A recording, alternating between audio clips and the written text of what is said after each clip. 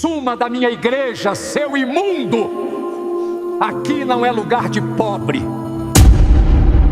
Aquelas palavras cortaram o ar como facadas. O silêncio que se seguiu foi pesado, quase sufocante. Joel, um homem de 76 anos, negro, de pele marcada por décadas de sol e frio, ficou parado sem reação. Os olhos marejados, o corpo curvado, como se aquelas palavras tivessem arrancado dele o pouco de dignidade que ainda restava.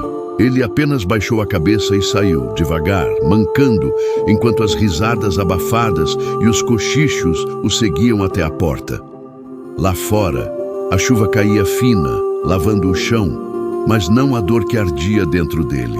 Joel vivia há mais de 30 anos sob um viaduto, carregando apenas um saco plástico com alguns trapos e uma Bíblia rasgada. A cada noite fria, ele se lembrava de que o mundo parecia ter esquecido sua existência.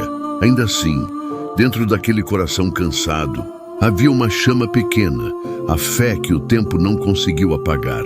Naquela noite de domingo, ele havia visto a luz dourada saindo das janelas da Igreja da Graça Divina. Era uma luz bonita, quente, quase celestial. E pela primeira vez em muitos anos, Joel acreditou que poderia entrar em um lugar onde seria bem-vindo. Com as mãos trêmulas, empurrou a pesada porta de madeira. O interior era deslumbrante. Bancos envernizados, tapete vermelho, perfume de flores caras. As pessoas estavam bem vestidas, sorrindo, cheias de orgulho e vaidade. No púlpito dourado, o pastor Nicholas, um homem branco de terno impecável e gravata vermelha, pregava com voz alta e confiante. Mas quando seus olhos encontraram a figura molhada e frágil de Joel, parada no fundo da igreja, ele parou de falar. Com um sorriso falso, Nicholas desceu lentamente os degraus do altar e se aproximou. As pessoas começaram a cochichar. Joel, envergonhado, tentava falar algo, mas o pastor foi mais rápido. Sussurrou com voz cortante: "Suma daqui, seu pobre. Na minha igreja não entra raça imunda igual a sua. Você está assustando meus fiéis." O segurança se aproximou e o empurrou até a porta. Alguns fiéis baixaram o olhar, mas ninguém disse nada. E quando a porta se fechou atrás dele, Joel ficou ali, de joelhos nos degraus, com o rosto voltado para o céu. "Deus, será que até na tua casa não tem lugar para um velho como eu?" murmurou entre soluços. A chuva engrossou, o vento soprou forte, mas ele permaneceu ali, como quem espera uma resposta do céu. E Deus ouviu. 3 noites depois, um incêndio destruiu completamente a Igreja da Graça Divina. O templo luxuoso virou cinzas. As paredes douradas caíram e o púlpito do pastor Nicholas virou pó. O mesmo homem que havia expulsado um pobre agora caminhava pelas ruas, perdido, com as roupas queimadas e os olhos cheios de desespero. E foi ali, na mesma cidade onde havia humilhado um velho, que ele o reencontrou. Joel estava sentado em uma praça, coberto por um cobertor rasgado, repartindo seu pedaço de pão com outros moradores de rua. O pastor se aproximou devagar, com o olhar baixo, e contou sobre o incêndio. Joel apenas sorriu, olhou para ele e disse calmamente: "Pastor, a verdadeira igreja não é feita de madeira ou de ouro. Está aqui, entre os que precisam." Aquelas palavras atravessaram Nicholas como uma flecha. E pela primeira vez, ele entendeu o que era fé de verdade. Dias se passaram desde o incêndio. Joel continuava dormindo sob o mesmo viaduto, mas algo nele havia mudado. Suas orações ficaram mais serenas, como se já soubesse que Deus estava preparando algo. E ele estava. Certa manhã, uma mulher de terno escuro, advogada, se aproximou dele na praça. O senhor é Joel da Silva?" perguntou com um sorriso gentil. Ele assentiu, desconfiado. "Tenho boas notícias. Uma tia distante faleceu há algumas semanas e deixou uma herança em seu nome. Um galpão enorme no centro da cidade. É todo seu." Joel ficou em silêncio, as mãos trêmulas segurando o papel da escritura. Por um momento não acreditou. Os olhos se encheram de lágrimas. Aquele homem que não tinha onde dormir agora era dono de um teto. Mas o que mais o emocionou não foi o bem material, foi o que sentiu dentro de si. A certeza de que Deus nunca o havia esquecido. Naquela noite, sentado na calçada em frente ao galpão abandonado, Joel olhou para o céu e disse baixinho: Senhor, o que queres que eu faça com isso? O vento soprou forte, balançando as portas de ferro, e dentro dele nasceu uma ideia. Na manhã seguinte, ele procurou o pastor Nicolas. O homem abatido e transformado pelo arrependimento estava ajudando a distribuir sopa em um abrigo improvisado. Quando viu Joel se aproximar, abaixou a cabeça envergonhado. Mas Joel sorriu. Pastor, Deus me deu uma casa e agora eu quero devolver para ele. Entregou-lhe a escritura e completou: quero que esse galpão vire uma igreja de verdade. Uma igreja onde caibam todos, os pobres, os esquecidos, os cansados. Nicolas chorou. Ajoelhou-se diante daquele homem que antes havia humilhado. Eu não mereço isso, disse ele. E Joel respondeu com serenidade: nenhum de nós merece. É por isso que se chama graça. A notícia se espalhou rápido. Voluntários começaram a chegar, pedreiros, vizinhos, pessoas simples que viam em Joel um exemplo vivo de perdão. Cada tijolo levantado parecia curar uma ferida antiga.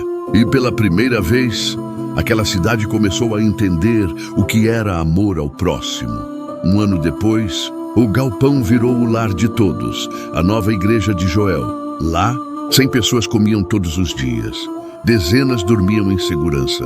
E o pastor Nicolas, agora humilde, era um dos primeiros a chegar e o último a sair.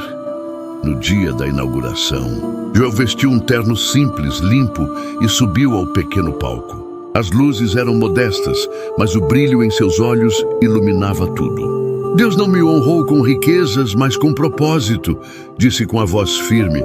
Aquele que foi rejeitado se tornou abrigo para outros rejeitados. Aplausos ecoaram e lágrimas escorreram por rostos que antes ignoravam aquele homem. Joel sorriu, olhou para o alto e concluiu: Deus escreve as histórias mais lindas com os personagens mais inesperados. E naquele instante, todos entenderam que o milagre não estava nas paredes daquela igreja, mas no coração de um homem que jamais deixou de acreditar. Naquela noite, após a inauguração, Joel ficou sozinho dentro da nova igreja. As luzes estavam apagadas, restava apenas o brilho suave das velas. Ele se ajoelhou no chão e chorou, mas dessa vez não de dor, e sim de gratidão. Lembrou-se do dia em que foi expulso, das risadas, da chuva fria e do peso do desprezo. E agora, ali, onde antes havia sido rejeitado, ele se tornara instrumento da própria misericórdia de Deus. Enquanto as lágrimas molhavam o chão, sentiu uma paz profunda o envolver. Parecia ouvir uma voz suave dizendo: Filho, quando o mundo te fechou as portas, eu estava abrindo uma janela no céu. Joel sorriu, olhou para o alto e respondeu: Eu entendo agora, Senhor. O que o homem destrói com orgulho, tu reconstróis com amor. Dias depois, o lar de todos se tornou ponto de esperança.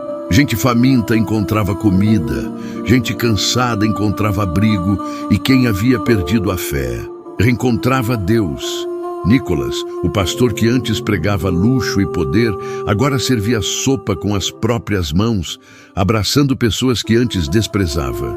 Ele mesmo dizia: Hoje eu entendo que a presença de Deus não está no ouro do altar, mas nas lágrimas que limpamos dos olhos dos outros. E Joel, sentado num banco de madeira, observava tudo em silêncio. Não precisava de títulos nem reconhecimento. Seu maior prêmio era ver vidas transformadas. Um repórter uma vez lhe perguntou: O que o senhor sente ao saber que essa igreja nasceu do seu sofrimento? Joel sorriu e respondeu: O sofrimento foi o arado, a fé foi a semente e o amor foi a colheita. Com o tempo, pessoas de toda a cidade começaram a visitar a igreja. Não por curiosidade, mas para sentir o que havia ali. Uma presença viva, real, que nenhuma riqueza podia comprar. Joel nunca mais voltou ao viaduto. Agora, caminhava pelas ruas com a cabeça erguida, cumprimentando os moradores, distribuindo abraços, sempre dizendo: Deus é bom e nunca esquece de quem o busca com o coração sincero. em uma de suas últimas pregações. Já com a voz fraca e o corpo cansado, ele disse: "Eu fui rejeitado pelos homens, mas escolhido por Deus. E quando Deus escolhe alguém, nem a dor, nem o tempo, nem a rejeição podem impedir o propósito." As pessoas se levantaram e o aplaudiram de pé.